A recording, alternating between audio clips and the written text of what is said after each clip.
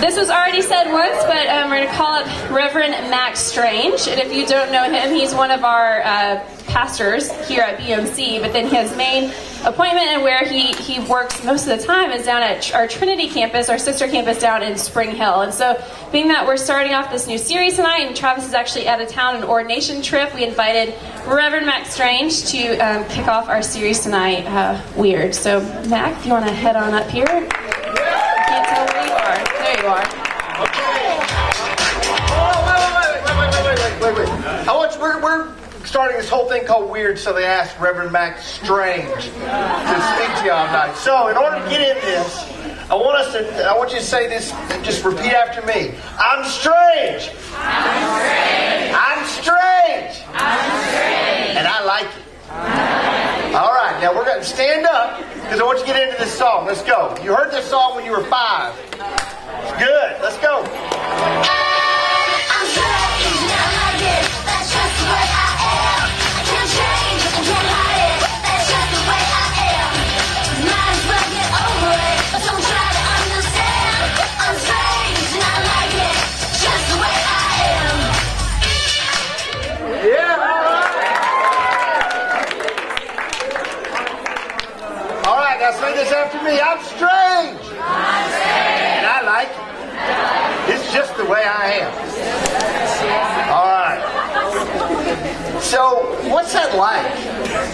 Having the last name Strange. I'm from a town, literally, in Texas, has 900 people. It's so small, we never had a policeman. We had a night watchman. Really. And then we did finally get a policeman several years later, and his name was Buford. But in my hometown, at the Methodist Church, all the windows, several of the windows say, gifted by the Strange family. The Strange family. There's Strange Insurance Agency in my hometown. There's Strange Real Estate. And then my great-grandfather was instrumental in this little town, and they had the Strange Community Center. So I grew up with all these, the word strange, just everywhere. And I didn't realize until I went off to college, it was different. I mean, they're calling out people's names. Williams, Ben, are you here? Adams, Joy, Strange, Mack. And people go, who is that? I remember the first time I asked my wife out for a date, I was trying to impress her. I was in my mid-20s and I was in Dallas and I took her out to eat at this really nice restaurant. Made reservations. It was very expensive. And so we went out and there was a large group of people there. And I never thought about this. I was so embarrassed when the maitre d' came out and said, the strange party of 2. The strange party of 2. And I was trying. He couldn't see me. I was raising my hand. And he goes, the strange party of 2. And everybody was laughing. And I went, we're here. He said, the strange party is here. And I'm like, oh, God.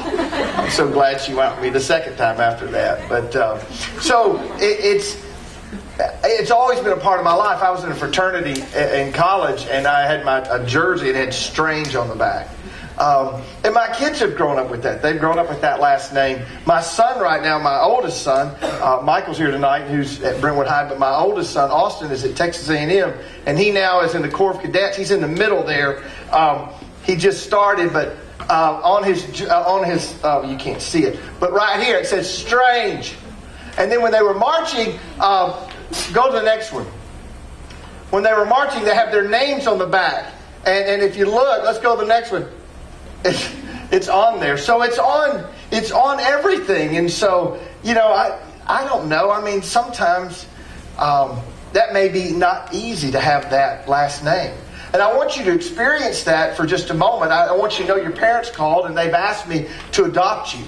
They're really tired of you and you've irritated them. And so they want me to adopt you, and I want to write you off on my taxes. So that's really good. But you have to change your last name. So, instead of J.R. Armstrong, it's now J.R. Strange. Son, I'm so glad to have you in the family. Finally, someone normal in my family. This is good. J.R. Strange. So what I want you to do is, I want you to take your first name and then take off your last name and then put Strange. And I want you to stand up and I want you to introduce yourself with your new name. Welcome to the Strange family. Now introduce yourself. Stand up and introduce yourself.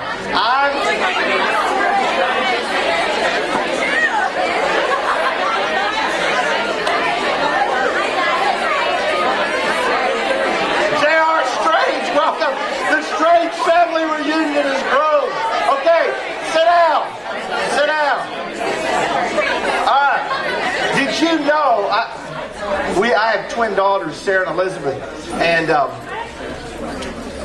years ago, when they were, I kid them about this. I tell them that we came close to naming them Ima and Yura. I'm serious. And they're like, no, you just said, yeah. I'm a strange, you're a strange. So, but we didn't do that. So, I just wanted to start off with that because it does sound kind of weird. It does, and having that last name. And in fact, the girls, that song, I'm Strange and I Like It, when they were in elementary school, kids would kid them about their last name. And so that song came out on Disney, if you remember, and that used to be our family song. So we would sing that sometimes, so that was a lot of fun. We've already done You Are Strange. I want to share with you a couple of scriptures for tonight. And the first is from Romans 12:2. It says, therefore I urge you, brothers and sisters, in the view of God's mercy, to offer your bodies as a living sacrifice, holy and pleasing God. That is your true and proper worship. In other words, this Christian life is about giving all that you know of yourself to all that you know of God. It's really very simple. All that you know of yourself to all that you know of God. You can't do any more than that. But you can't do any less. So all that you know of yourself to all that you know of God. So that's presenting your bodies, and that's everything, as a living sacrifice. Do not conform to the pattern of this world. Normal in our world today should be weird for the Christians. I mean, look at TV. Look at reality TV. What is it? Tiara? My daughters watch that. Was it Tiaras and what? That's so nuts, man. That's nuts. You know what I'm saying? I mean, those moms are crazy. But you watch those reality TV shows, and there are people that watch them. That's not normal. You watch people, or we see people in our world today that say, so-and-so hurt me, and I am going to get revenge. And you see people gossip, get bitter and angry, and try to hurt other people. And for the Christian, that is not normal. So when we say this whole idea about being weird, what we're saying is God is calling us to be abnormal from the normality of our world. So it says, do not conform to the pattern of this world, but be transformed by the renewing of your mind. That's why we come here on Sunday night. You're here because what we want to do is help you understand that so many things out there that are seen as normal, and you know this. Like, hey man, it's cool. It's just normal, man. They're doing drugs. They're doing whatever, or man, they're sleeping together or whatever. I had a family one time in a church I was at, and I didn't find this out right before I left the church, but they had a family. This boy and girl had been dating. They were in high school, and one of the families was very wealthy, and they built a room for her at their house. So when she was over, she could either sleep with her boyfriend or she could sleep in this other room. And I'm like, are you crazy? That's not normal. That's just. I don't understand that. And for Christians, what we have to understand is that's not normal. That's abnormal. Then you will be able to test and approve what God's will is. His good, pleasing, and perfect will. The world says, if it feels good, do it. But for the Christian, we say, if it's God's will, I need to do it. What does God want me to do? And then 1 Peter 2:9. But you're a chosen generation, a royal priesthood, and a holy nation, a peculiar people. Do you think people think that Tim Tebow is peculiar? I mean, don't you think that he's there? I mean, here's this guy who's committed to celibacy. Here's this guy committed to not having sex until he's married. I mean, a good-looking guy, has all these people around him all the time. And yet he's made that commitment. Don't you think there are guys going, Tim, are you crazy? It must seem peculiar. Because the truth is, he's not normal in the worldly sense. He is weird in the normal sense of our culture. But he is normal, and he is doing exactly what God would have him do. What you're going to be looking at over these next few weeks is that being weird impacts your time and your priorities. What we prioritize as Christians is not what non-Christians or people who don't follow Jesus or don't include God in our life would prioritize.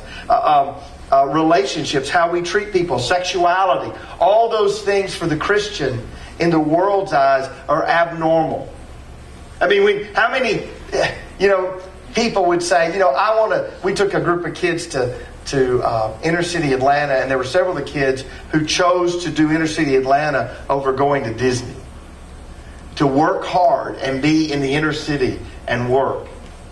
And for some of them, their friends thought, "You're crazy, man. You gave up Disney to do that?" That's exactly right, because we realize the greater value and the greater benefit and the greater sense of satisfaction is found not in what we get, but what we give and how we serve.